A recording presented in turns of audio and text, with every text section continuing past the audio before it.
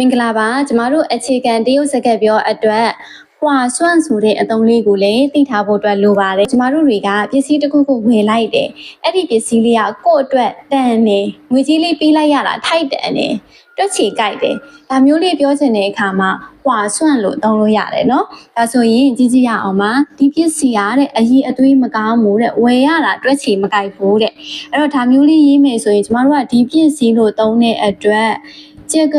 ပစ္စည်းတွေသုံးရှိရမယ်နော်这个东西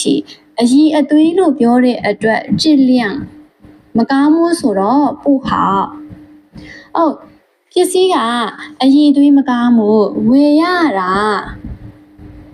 တွက်ချီမကြိုက်ဘူး买的不划算အဲ့တော့ပစ္စည်းလေးကကိုပေးလိုက်ရတဲ့တန်ကြီးနဲ့ quality လေးကလည်းကောင်းတယ်ဝယ်ရတာတွက်ချီကြိုက်တယ်ဆိုရင်划算နဲ့သုံးမှာပေါ့အခုကတော့တွက်ချီမကြိုက်တဲ့အတွက်不划算ရမယ်နော်နောက်တစ်ခုကကိုဟာကိုချက်စားတာကအပြင်ကမှားစားတာထက်တွက်ချီကြိုက်တယ်ကိုအတွက်ပိုအကျိုးရှိတယ်ပေါ့ဒါမျိုးလေးရေးမယ်ဆိုရင်ကိုဟာကိုချက်စားတာက自己做饭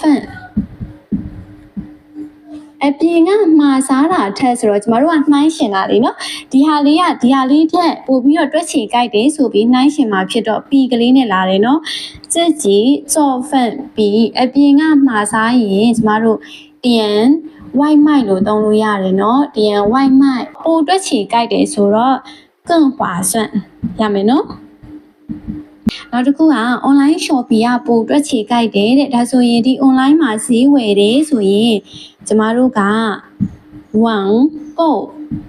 网购更